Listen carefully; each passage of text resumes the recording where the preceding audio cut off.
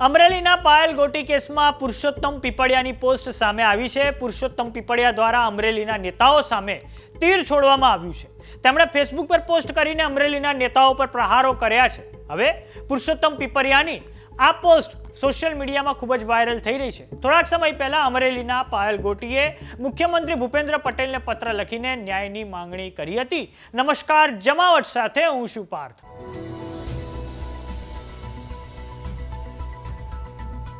અમરેલીનો પાયલ ગોટી case ફરી એકવાર ચર્ચામાં સામે આવ્યો છે, કેમ કે પુરુષોત્તમ પીપળિયા દ્વારા ફેસબુક પર પોસ્ટ કરવામાં આવી છે કે અમરેલીની દીકરીની લાચારી રોડાવે તેવી જે વિસ્તારમાં પ્રભાવશાળી નેતાઓનો દબદબો હોય છે તે વિસ્તારના ગુંડાઓ બેખોફ હોય છે। આમ પુરુષોત્તમ પીપળિયાએ અમરેલીમાં જે કાયદો વ્યવસ્થાની સ્થિતિને લઈને પણ એક ગંભીર સવાલ ઊભા કર્યા છે। છેલ્લા થોડાક સમયથી અમરેલીના પાયલ ગોટી અલગ અલગ સ્થળોએ ન્યાય માટે ગુહાર લગાવી રહ્યા છે, પરંતુ સવાલ એ ઊભો થઈ રહ્યો છે કે અનેક નેતાઓ રાજકીય રોટલાઓ શેકી રહ્યા છે, પરંતુ ન્યાય અપાવવામાં તેઓ નાકામ રહ્યા છે। તેને લઈને જ પુરુષોત્તમ પીપળિયા દ્વારા સોશિયલ મીડિયામાં આ પોસ્ટ લખવામાં આવી છે, જેમાં હવે નેતાઓ સામે ગંભીર આક્ષેપો કરવામાં આવ્યા છે। આ પોસ્ટના માધ્યમથી સ્પષ્ટ રીતે કહેવામાં આવ્યું છે કે પ્રભાવશાળી નેતાઓનો દબદબો તો હોય છે, પરંતુ તે વિસ્તારના ગુંડાઓ પણ બેખોફ હોય છે। આમ પુરુષોત્તમ પીપળિયા દ્વારા ખૂબ મોટું તીર છોડવામાં આવ્યું છે। પાયલ ગોટી દ્વારા ન્યાય માંગવા માટે અલગ અલગ જગ્યાએ રજૂઆત કરવામાં આવી છે, પરંતુ હજુ સુધી પાયલ ગોટીને ન્યાય નથી મળ્યો।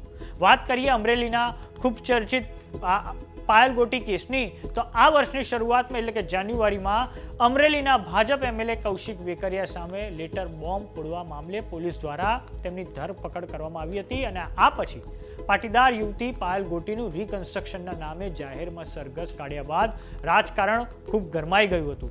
આ પછી થોડાક સમય પહેલા જ હવે પાયલ ગોટીએ મુખ્યમંત્રી ભૂપેન્દ્ર પટેલને પત્ર લખીને ન્યાયની માંગણી કરી છે। આ પત્રમાં તેમણે અમરેલીના ભાજપ એમએલએ કૌશિક વેકરિયાના નામનો પણ ઉલ્લેખ કર્યો હતો। તો હવે પુરુષોત્તમ પીપળિયાની આ એક ફેસબુક પોસ્ટ સામે આવી છે, જેમાં તેમણે જે અસામાજિક તત્વોનો જે દબદબો છે અમરેલીમાં તેને લઈને તેમણે નેતાઓ પર પ્રહાર કર્યા છે।